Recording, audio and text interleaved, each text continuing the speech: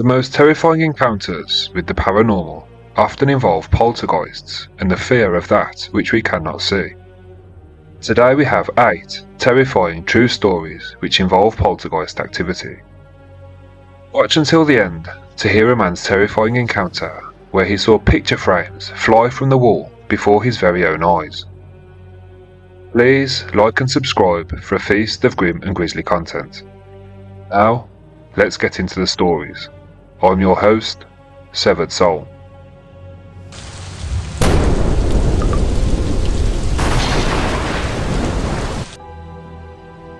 Story 1. Poltergeist Movement.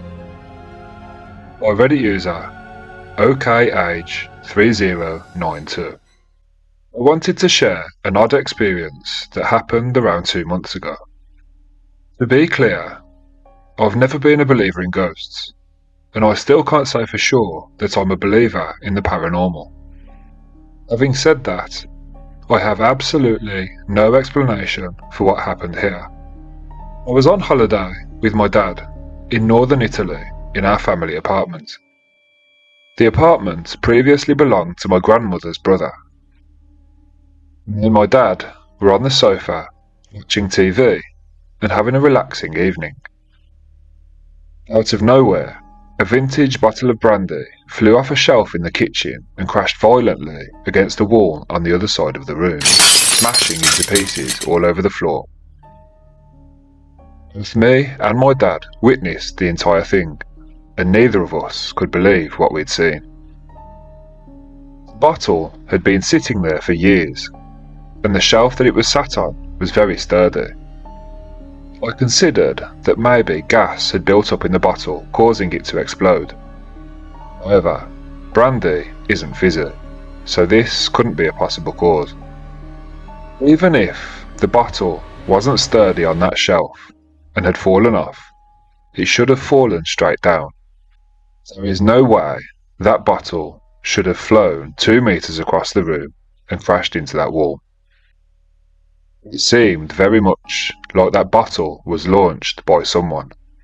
We considered all possibilities and tried our best to rationalise, but nothing made sense. Then we thought about possible poltergeist activity. Could it have been my grandmother's brother? I never knew him when he was alive. Or maybe my mum, who passed away just a few years ago, trying to get our attention. I've been desperately trying to wrap my head around this for a while now, and I've never experienced anything like it since. If anyone can relate to this story, it would be nice to hear your thoughts. Story 2. My Poltergeist. By Reddit user DinoMike02.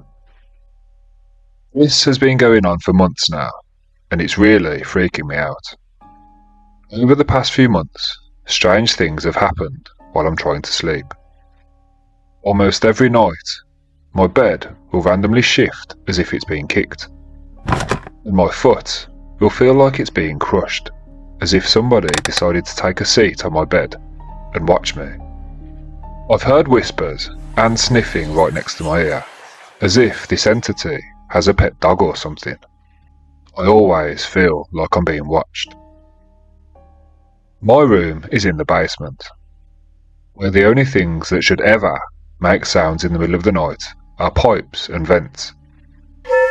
There should be absolutely no reason for the washer to change settings, which can only be done by a dial, or something smacking against the water heater, loud enough for me to hear a clear thud. This isn't the same sound that I hear when the heater is cooling down or heating up. That's much quieter. This sound was very loud and very deliberate. Items will randomly fall over, or fly off the shelves and crash against the walls. I've lived in this room for 2 years now, but the activity only started around 9 months ago. The scariest incident I'd experienced up until this point happened around 2 months ago. Admittedly, I do suffer from paranoia, so up until this point, I just put everything down to me being paranoid. At 10 a.m, I got out of bed, got dressed, and went upstairs to the kitchen to make breakfast. As clear as day, I heard an adult female voice say, "Yes, he's awake." It sounded like it was coming from right behind me. It couldn't possibly have been my mum, because she was at work, and she's the only woman that lives in our house. I wasn't imagining things or hallucinating. I've never hallucinated in my life. I was wide awake by the time I'd left my room, just like always. My family think I'm going crazy, as nobody else has heard or seen anything. Clearly she likes me. Why else would she be so excited that I was awake? I don't really sense a threatening feeling from her, for now at least. However, it's still really creepy, and it's still really freaking me out. How do I get her to stop? My friend suggested that I try to make contact with her, but I really don't want to encourage anything. This is terrifying. What if I say something that provokes her? She's already demonstrated that she can move things. She seems to be most active at night. That one occasion when I heard her voice was the only time anything's happened during the day. A few months have passed, and I've been sleeping in the games room since then. In hindsight, this probably wasn't the brightest move, as the games room is situated right next to the basement. But if I don't want to sleep in the basement, it's the only option I've got. The games room isn't fully underground, more like halfway, whereas the basement is fully underground. The games room is where me and my brothers will play video games together. I thought I'd be safe here, as this is the room that our 3 huskies sleep in. Today, I got up off the futon at 6:30 a.m. and went to turn on the lights. This is a much normal time for me to get up, and it probably explains why she was so excited that I was finally awake last time. The games room is L-shaped, with the futon, Xbox, and Nintendo Switch all in the short segment of the L. The light switch is right next to the sliding glass door in the corner of the L. The PC is down the long arm of the L, between my room and the stairs. As I reached the corner of the L, I could see something from the corner of my eye. Hesitantly, I turned around, hoping that it was just my imagination. Of course, it wasn't my imagination. There was a woman sitting in the chair next to the PC. She was Caucasian, with long, brown, wavy hair reaching just past her shoulders. She was wearing jeans with a plain sky blue t-shirt. I'd say she looked at least 5'10", as she was taller than me, and I'm 5'7".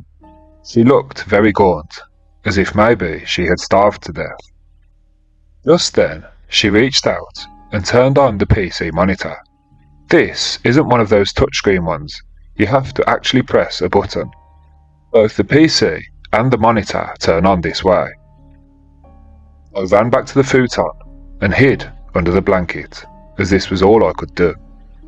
To get to the stairs, I'd have to run past her, and I wasn't about to do that.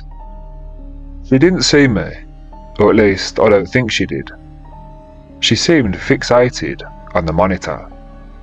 By the time I re-emerged from the blanket just a few moments later, the chair was now turned to face me. But she was gone. I'm very curious to find out more about who she is, why she's here, and what she wants, etc. I just can't work up the courage to try to make contact with her. I'm petrified. I'd probably need a spirit box or something anyway, which I don't have. Is there any way to make her leave without trying to contact her? Maybe using sage or something. Since that time when I heard her voice, we had the place checked for carbon monoxide, and all the checks came back clear. Which of course is great news. The bad news, however, is that there's a ghost in my house. Story 3. Fourth Generation Haunting. By Reddit user Anya1040. So, I'm the fourth generation owner of a small farmhouse built in the late 1800s. My great-grandparents bought the house sometime in the 1920s. At that time, there weren't really many houses built in the area, and there weren't many paved roads. An old graveyard, still in use today, is on the ridge just above us. The family, through all these years, has claimed that the house is haunted, but the ghost seems to be benevolent, so nobody's really been afraid. The backstory to the ghost is that it's believed to be the spirit of a man that was accused of theft in the 1800s. A man was sleeping in the woods when his wallet was stolen, and the footprints led straight back to this house.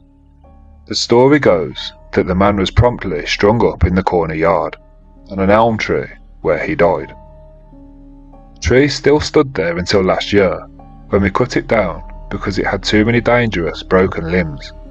I will add here that my great-grandfather was horrifically struck by a train in the mid-1960s, and his wife died here in the 1970s. It would seem, however, that the ghost stories far precede their deaths. There have been many witnesses over the years that report hearing a loud slam. It happens from time to time, and it seems to come from the basement door. However, the basement door is padlocked shut. If you're on the phone, the slam can also be heard by whoever is on the other end of the call. We still keep that door padlocked to this day, and yet that slam can still be heard from time to time. Another tale is that sometimes outside one of the windows, whistling can be clearly heard, but when you check, there's nobody there. It's also said that my great-grandma used to hear somebody whistling from outside the window, but when she would check, there'd be no one there. Nobody ever heard this whistling apart from my grandma until me. I lived in the house for a very short time 40 years ago, and during this time I clearly heard somebody whistling a particular tune that was very relatable to me. A friend of mine used to whistle this tune as a signal for me to sneak out of the house on summer nights when I was a teen. I checked outside, and of course, I found nobody there. After telling my mum about what I'd heard, naming the Civil War era tune, she had a somewhat confused expression on her face. She told me that she'd forgotten this was the very same tune that my great-grandmother claimed to have heard being whistled. She just never put two and two together and related that tune back to me. My mum was actually quite jealous that I'd heard it, since nobody else ever had. Many years passed by. The house was rented out for a couple of decades or so. Then it was basically abandoned and left to ruin for several years. I came in about 5 years ago and restored both the house and yard, which was a terrible, overgrown mess. 2 weeks of serious work needed to be done in the yard before we even started on the inside of the house. During this time, me and my boyfriend both heard a very clear, loud whistling, which seemed to come from everywhere, yet nowhere. It sounded exactly the same wherever we stood in the yard. We searched for the source, thought maybe it was a neighbour in their yard, but we never found anyone. It was weird and a bit creepy, but not really all that scary. We hired a man to help us carry out the interior renovation. Walls and ceilings had to be replaced. Everything was stripped back to a bare shell and a roof. One afternoon, he stepped out for a break. When he came back in, he asked us who was whistling so beautifully. My boyfriend and I looked at each other and laughed. We told him it was just the ghost. He said we were BSing him, and went back outside for his own investigation. Let's just say, that day, that man came into our house as a skeptic, and went home as a firm believer in the paranormal. We remained friends with him after the job was done. He often still visits us, but he's always very wary in certain areas of that house. We find it quite amusing. But, more recently, I had ordered some trial creams to use after bathing. For context, it was a 15-day trial, which arrived on a very large folded card. It had small pouches which held 2 packets for each day. It was very large and very visible, virtually unmissable, and at this point I'd been using it for 3 days. My boyfriend and I shared the same vanity, so he was very familiar with it. This is where I stored that card. But on the 4th day, it was gone. This very large card was now nowhere to be seen. We turned that bathroom upside down, cleaned and reorganised everything. It was gone. I searched for it again the week after, tweaking my organisation, hoping that it would show up somewhere. I was very proud of my clean, organised bathroom, but that card was still nowhere to be seen. 2 days ago, I opened the vanity, and there it was, right in front of me. I called my boyfriend into the bathroom and just pointed. Having already seen it, he said, "I know. Where did you find it?" I'm not being ridiculous. I didn't overlook it. It wasn't there. Yet, here it is, right in front of my eyes.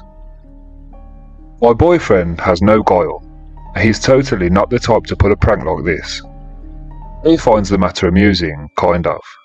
He appears to think I'm making too much of it. I think he's worrying about my mental health and possible memory loss. All I know is, it was there. It disappeared for weeks, and now it's back again. Just to note, I'm retired now, and I'm always at home.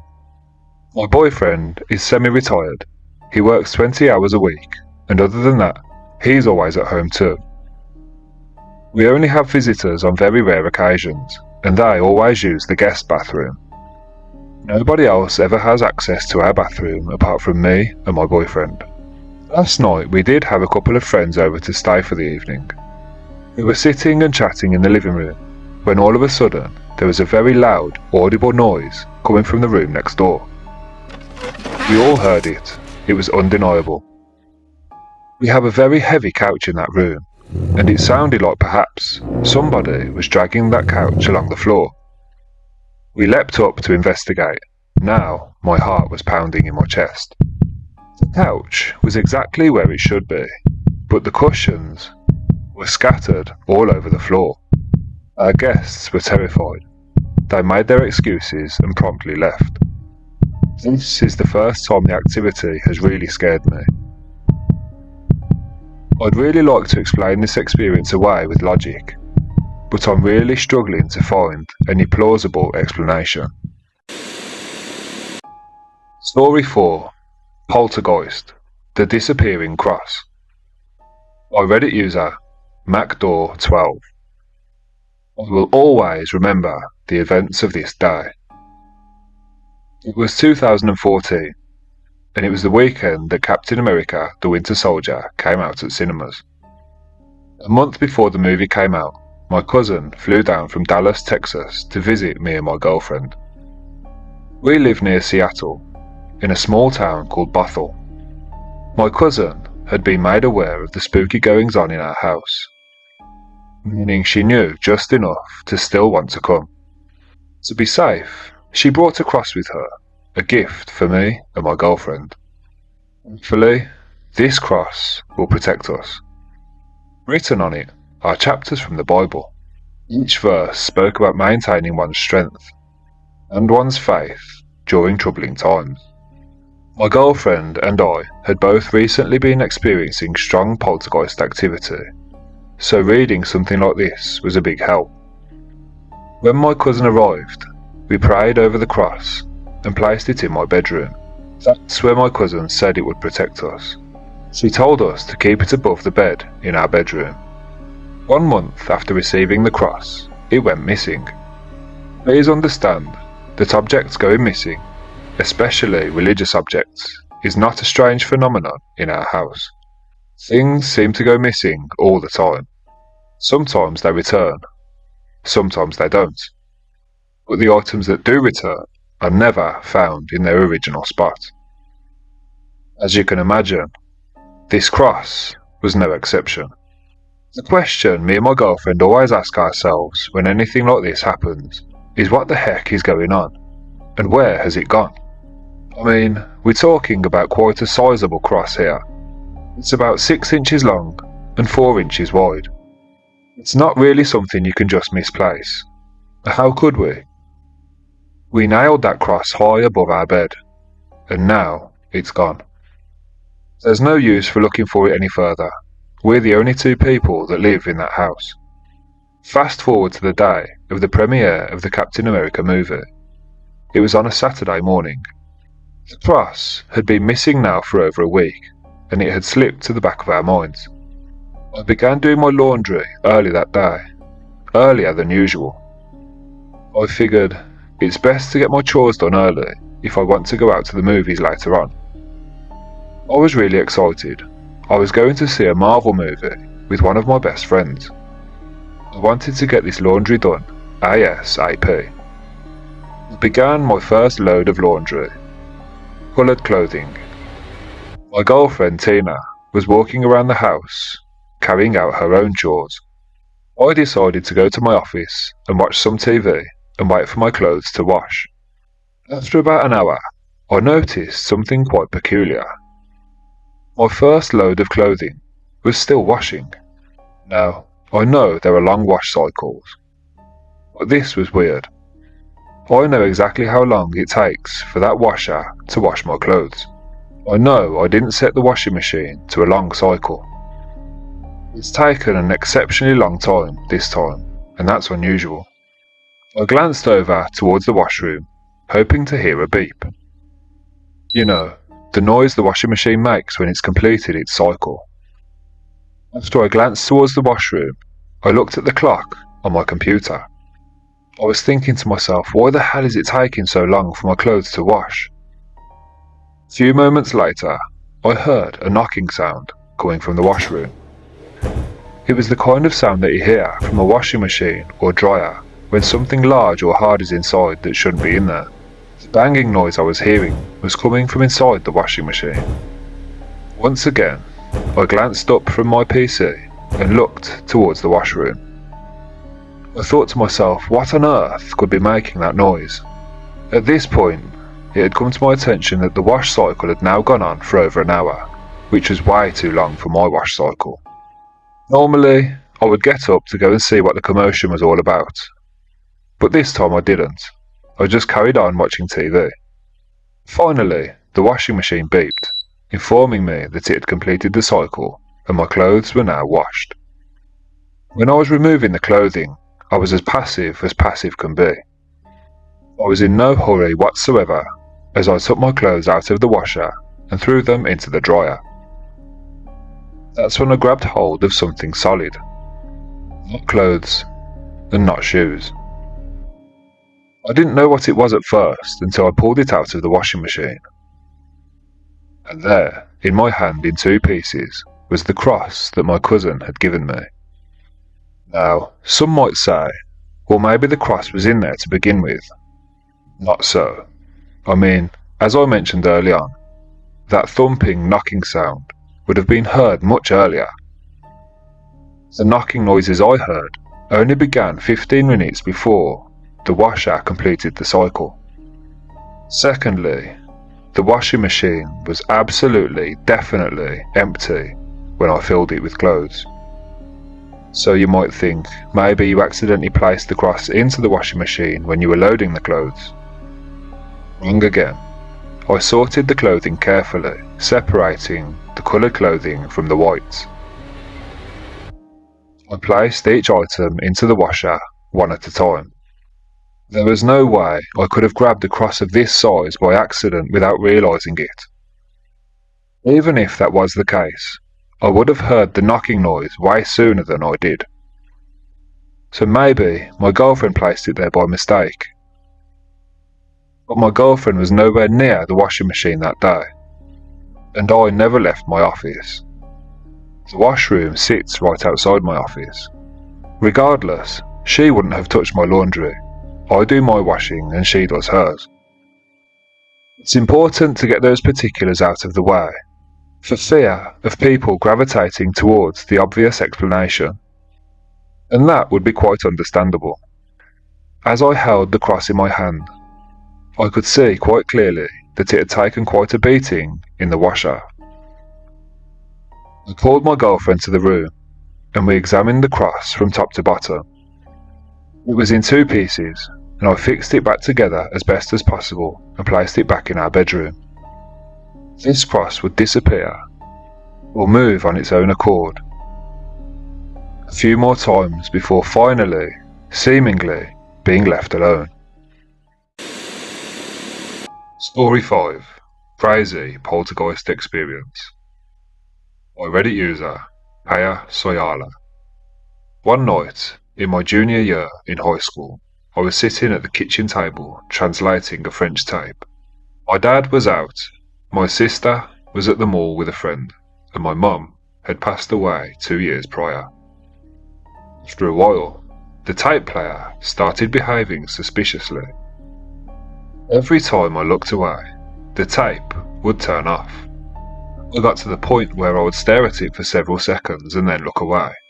Immediately, it would turn itself off. This happened maybe half a dozen times, when suddenly I heard a massive crash come from the floor above me. I jumped out of my skin. It was coming from my sister's bedroom, and it shook the entire house. It sounded exactly like somebody had hurled one of those big old heavy TV sets to the ground. My sister doesn't have a TV in that bedroom though, and there's nothing in there heavy enough to make a crash like that. This banging continued a few more times, and suddenly the phone on the wall began to ring. It was my sister at the mall. Her and her friend Dory needed a ride home from the mall, and they were calling to ask if I could give them a lift. I immediately responded yes. It was an excuse to get out of the house more than anything else. I grabbed my keys and rushed outside towards my car. This banging continued the whole time. As I exited the front door and turned around to close it, I experienced the most terrifying moment of my entire life. The light I'd left on in the hallway as I rushed out the door turned itself off. In that moment, I could hear footsteps rushing down the stairs towards me. My hairs stood on end as I slammed that door shut as quickly as possible. I turned the key and ran to my car. I can't even begin to explain how terrifying that was. It was like total chaos to complete silence in the matter of a second. My sister said she didn't hear anything over the phone, and thankfully, nothing like this has ever happened again. I just don't understand it. Does anyone know what it could have been? Story 6. Janitor Poltergeist. By Reddit user The Real Fat Schwoll. Long story short, I'm a custodian for a school district. I'm going on 3 years now, and every single school I've worked in, I've had creepy encounters. The very first time was at a high school. As a custodian, your duty is to first and foremost secure the site. I need to emphasise this as it's very important to the story. Every new custodian develops an OCD, so to speak. Checking the doors are locked over and over again, because you can lose your job before you even pass probation. It was a long weekend, and I was still a newbie. Everything was closed on my assignment, except for one window. I could see from outside of the building that this one window on the second floor was still open. I was responsible for this floor, so I wandered up to try to find this window. It was now night time, by the way. I couldn't find it at first, but it turned out to be one of the windows in one of the classrooms at the back. I would always double check my doors. Yet, one of the doors had been left open perfectly. People just seem to swing and throw doors open carelessly, but this door looked like it was being held open perfectly straight.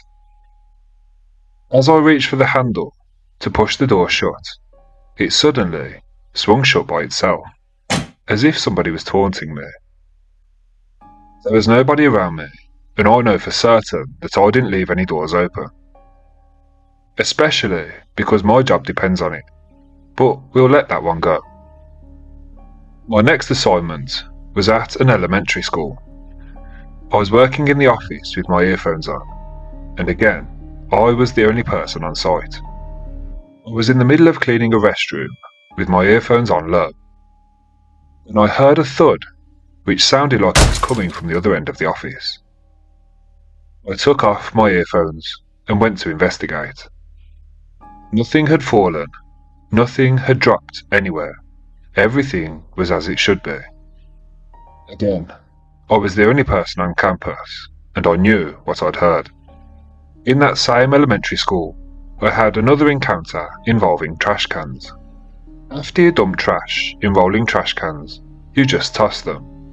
Nobody strategically puts trash cans anywhere. They're just trash cans. I dumped the trash and rolled the trash cans into the hallway. Then, I went into one of the classrooms just to give it a once over. I was only in that classroom for a few moments, and when I came back out, all of those trash cans had been lined up parallel in a perfect line. They were the exact same distance from each other, from one trash can to the next. This totally freaked me out. Not too long after this, I was in a room on that same second floor on a lunch break. I heard the doorknob of that room start to rattle. I was convinced somebody was about to walk in, but nobody did. We get random checks once a month, so my initial thought was that my supervisor had turned up to check on me. But no. I opened the door and looked out into the corridor. I couldn't see anybody, so I called out. There was no response, so I called out for a second time. Still, nothing. What's unsettling is that I'm now absolutely certain I was the only person on site. I secure the site every time. I've come to the simple conclusion that schools are haunted. Story 7. My old house was built on a cemetery. By Reddit user Bowler Beautiful 5804. When I was in university, I lived in a very old house that was built beside a church. The house was well over 100 years old, but I'm unsure of the exact age. I lived in the basement and had a few housemates. We didn't know it at the time, but the house was actually built on a cemetery. We didn't discover this until soon after we moved out. Creepy things would often happen in that house, but I'm unsure if it was haunted or if it was purely coincidental. I would often hear footsteps above my room late at night. When I would ask my housemates the next day who was in the kitchen at 2 AM, they would all deny even coming downstairs. One of my housemates had a cat. We were all sitting chilling in the kitchen talking, and all of a sudden the back door of the kitchen flung open, and that cat walked in. We all screamed at the top of our voices. Not long after this, I did see what I now believe to be a shadow figure in my bedroom. I had a bookshelf right beside my bed. On the top shelf was a large, heavy Buddha statue. One night, again around 2 AM, I heard a really loud crash come from beside my bed. When I looked up, I saw what looked like a shadow move across the wall and out of my door. At which point, the bedroom door slammed shut with such force that I thought it was going to come loose from the hinges. That Buddha figure had fallen from the shelf and smashed into pieces on the floor. My initial thought was that maybe my housemate's cat had come into my room and had knocked the Buddha from the shelf. The next morning, as I was clearing the smashed Buddha up from the floor, I just happened to look up. This is when I noticed that that smashed Buddha was lying at least 1 meter across from where it should have landed. When I was explaining to my housemates what that noise was, the housemate that owns the cat said that that cat had been locked in their bedroom all night. I moved out shortly after this. This is when I found out that that house was actually owned by the church, who also owned a large parking lot at the back of our yard. The church wanted to undergo an extension and had started construction by digging up the parking lot at the back of our house. It was during this excavation that human remains were found, which promptly brought the work to a halt while an investigation could be carried out. Before the house was built, a small cemetery used to lie on that land. At least 30 burial sites were discovered. The cemetery overlapped the land in which the house was built on, which could very well explain the activity that I experienced in that house. I'm not too sure how many experiences the other housemates endured like I did. It was an incredibly creepy house. I do remember hearing some of the housemates complaining about hearing things during the night and being too afraid to stay there on their own. I can't be absolutely certain that it was haunted, but I do know that something wasn't right about that house. Story 8. The Poltergeist in my apartment. By Reddit user DewWorld3935. I moved into my apartment a few years ago. It was a bachelor pad that didn't have that much in it, and I didn't spend all that much time there, to be honest. I used it primarily as a place to sleep and somewhere to keep my belongings. I was working a ton and had a very active social life, so I just wasn't there that much to experience stuff. My girlfriend moved in with me at the beginning of the pandemic. She was still living at home and I had my own place, so I just thought it was natural for her to move in with me so we could spend more time together. It was around this time that the strange occurrences seemed to begin. It all started one day when I walked into the bathroom with our cat following closely behind me. The cat likes to drink water from the basin, so I usually run the water so she can have a drink while I use the restroom. When she walked into the bathroom, she let out a horrible yelp. She ran back into the living room and hid under the couch, and she wouldn't come out. She stayed under there for a while before we could finally coax her out. I made a joke about it, saying, "Hey, I think Mittens just saw a ghost." Just as the word ghost left my mouth, my girlfriend's artist easel shifted, throwing her canvas to the floor. We both looked at each other in complete disbelief. Her easel is very expensive and is built very well. All the knobs had been tightened so that it couldn't move on its axis.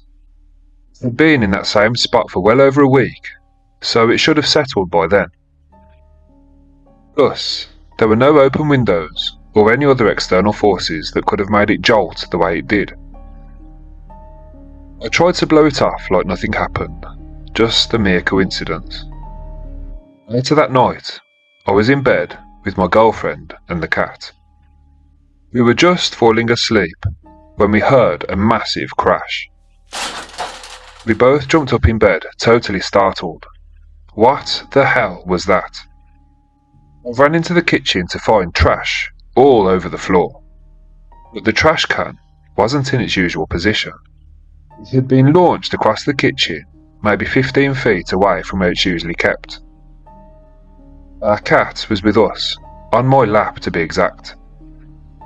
Things don't just move on their own, they especially don't fly across the room.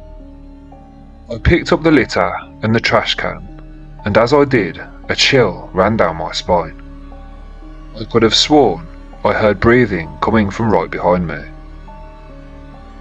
Back in bed, I was just starting to doze off again when I heard another loud crash. I ran into the living room, and what I saw made my blood turn cold. I felt like I was in a scene from a horror movie. One by one, every picture hanging on the wall in that living room started to fall. Slowly, one right after another, going clockwise around the room. Each picture would fall and smash on the ground. To say I was petrified would be be the understatement of the century. I ran back into the bedroom, with my heart feeling like it was trying to break out of my chest. That really was the scariest night of my life. We have had other weird experiences, like every time we say ghost something will happen. The string lights will fall, or the room will just feel really cold. It almost feels like we're provoking something by unintentionally bringing attention to it. Things will just fall on their own, even though they've been secure for weeks or months. There have been some really scary nights in that house, but that night was by far the worst. I really hope you enjoyed those stories. Please don't forget to like and subscribe for a feast of grim and grisly content. Leave any thoughts in the comments section down below. Thanks for watching. I'm your host, Severed Soul.